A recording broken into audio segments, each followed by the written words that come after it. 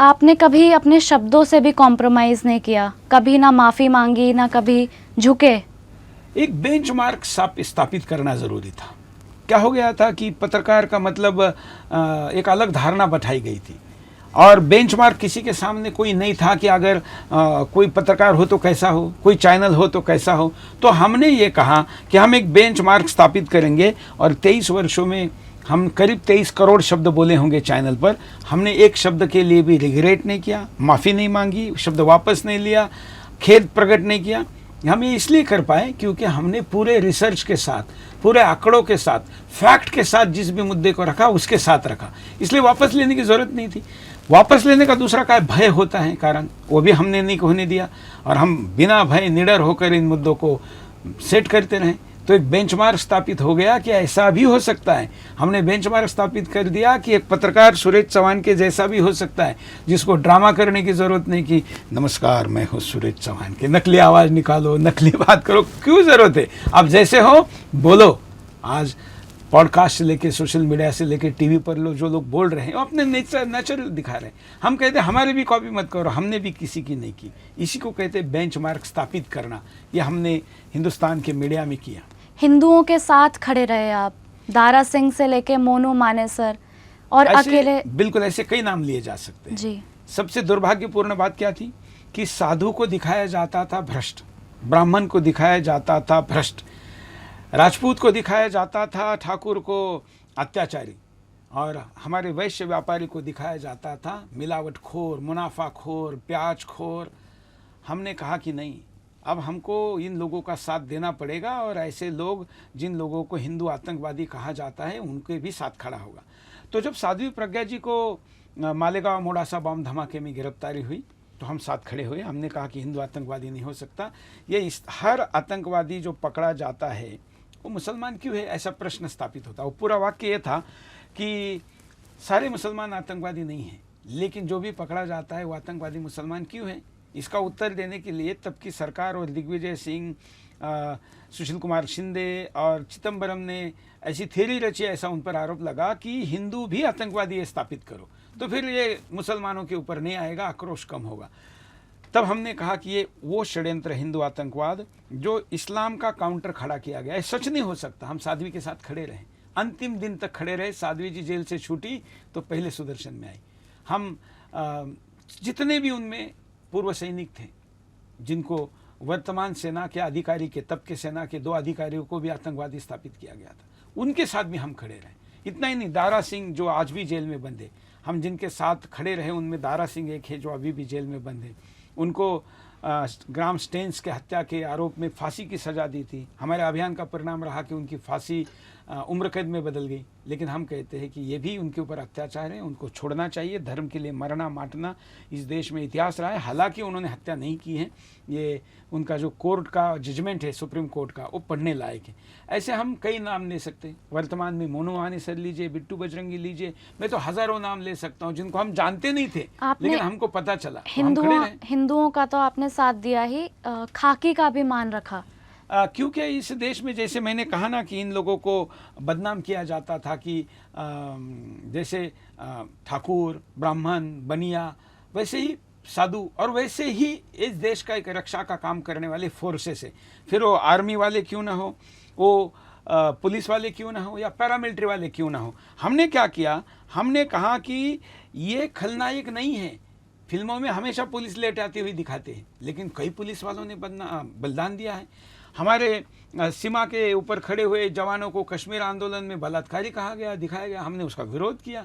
हमने कहा कि फोर्सेस वालों के लिए भी कुछ होना चाहिए और इसलिए हमने, जैसे किसान के लिए हम एक आंदोलन चलाते हैं। पिछले 23 वर्षों से सुदर्शन पर एक वीडियो आता है शाम को 7:59 पर कि आपके थाली में जो अन्न है वो अन्न भले ही आपके पैसे से आया हो, लेकिन इसके लिए मेरे किसान भाई ने मेहनत की हुई है, तो बस उसको याद करिए, उसको अच्छा लगेगा। ये किसानों के प्रति कनेक्टिविटी का अभियान है जिसको करोड़ों लोग देखते हैं।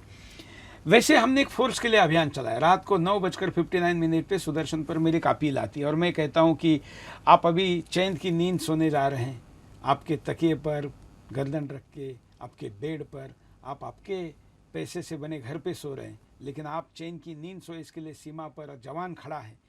और पैरामिलिट्री देश में खड़ी और पुलिस वाला भी रात में जाग रहा है, बस उसको याद करिए, उसको अच्छा लगेगा। ये कर्तव्य बोध हमने इनके द्वारा निर्माण किया और खाकी का जो सम्मान एक तरीके से छीना गया था उसको हमने पुनः स्थापित किया। कई पुलिस वालों के ऊपर झूठे आरोप लगाकर उनको जेल में डाला गया था। शैलेंद्र सिंह नाम के प्रयागराज के पुलिस अधिकारी हैं, सामान्य पुलिस अधिकारी हैं, कांस्टेबल हैं, हम उनके लिए खड़े रहे। पूरी पुलिस महकमा खड़ा रहा। जब भी मैं किसी मुख्यमंत्री को मिलता था तो मैं कहता था कि पुलिस वालों को छुट्टी नहीं मिलती, उनकी सैलरी बहुत कम है, उनको रहने के लिए घर नहीं है। तो मैंने कई राज्य सरकारों से उनके लिए घर बनवाए। तो ना केवल उनको शब्दों से सम्मान दिया, उनके लिए लड़ाई भी लड़ी।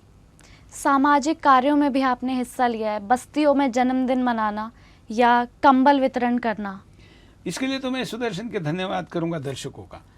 हमने अपील की कि हमारा कोई गरीब भाई चौराहे पर, सड़क पर, ब्रिज के नीचे ठंड में सिकुड़ रहा है और उसको कंबल देना चाहिए। हमने अपील की, लोगों ने लाखों कंबल बांटे, वीडियो जारी किए।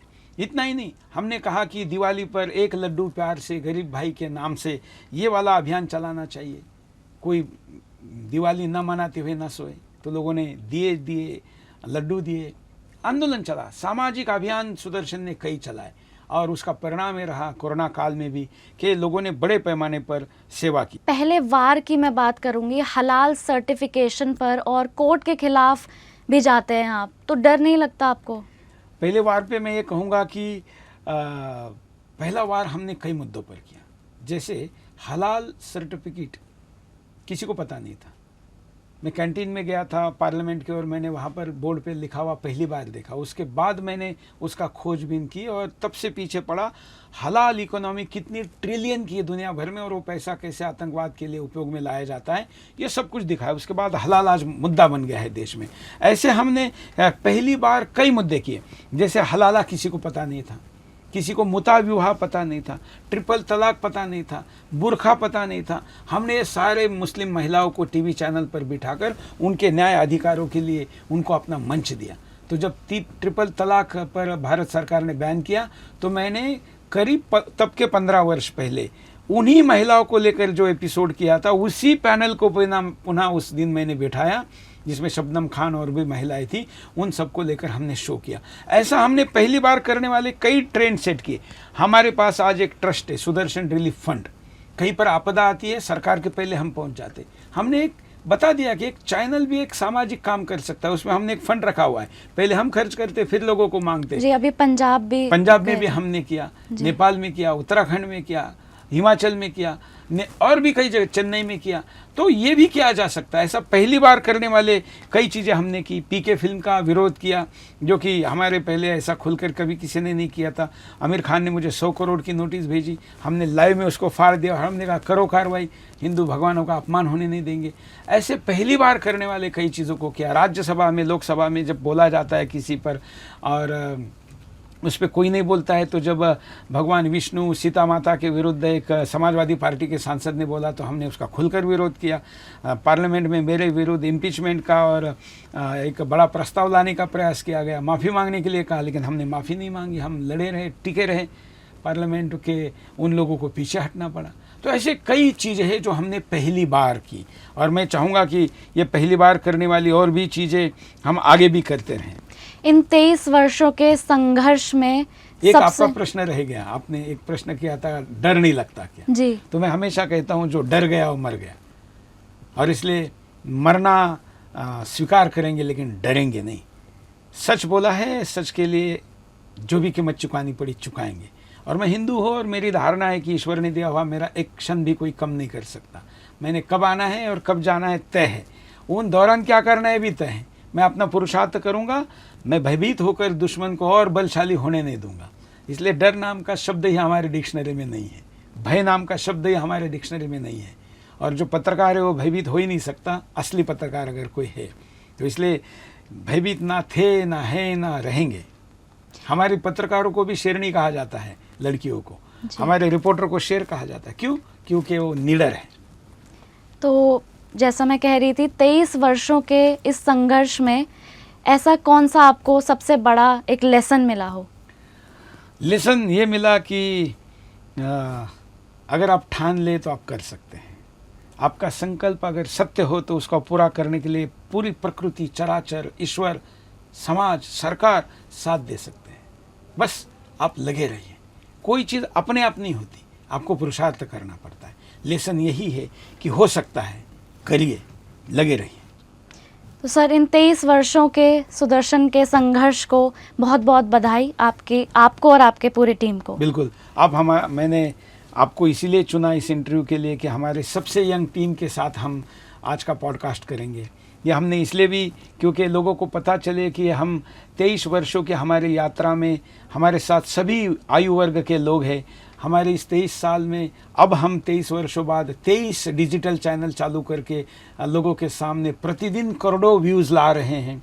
हमारे सभी माध्यमों पर हम उपलब्ध हैं और मैं चाहूँगा कि आपके टीवी में गंदे चैनल आते हैं, उसका समाधान है कि अच्छा चैनल सुदर्शन पर आए। हम OTT पर हैं, सुदर्शन का अपना ऐप है जो मोबाइल पर भी है, टीवी पर भी है। हम चाहेंगे कि हमारे सभी सोशल मीडिया पर सभी लोग हमको फॉलो करें। और ये हम नहीं है, हम मतलब सुरेश चौहान के नहीं, हम मतलब सुदर्शन चैनल नहीं, हम मतलब हमारे दर्शक और हम है, हमारा समाज और हम है, हमारा देश और हम है, हमारे विदेश में रहने वाले भारतीय और हम है। ये जो हम है, इस हमको हम और मजबूत करेंगे और सुदर्शन का 25वां जो वर्षगांठ रहेगा वो हम पूरे हिंदुस्तान के 2.5 लाख गाँव में मनाएंगे। 2500 धर्म योद्धाओं को सम्मानित करेंगे। पूरी देश की मैं यात्रा करूंगा, 25 देशों में जाएंगे, वहां पर भी इस कार्यक्रम को करेंगे। और ये साफ है कि सुदर्शन न्यूज़ सिर्फ एक चैनल नहीं बल्कि एक आंदोलन है। बिल्कुल। और इस आंदोलन से सब जुड़े, इस अपील के साथ आपका भी धन्यवाद। धन्यवाद सर। नमस्कार।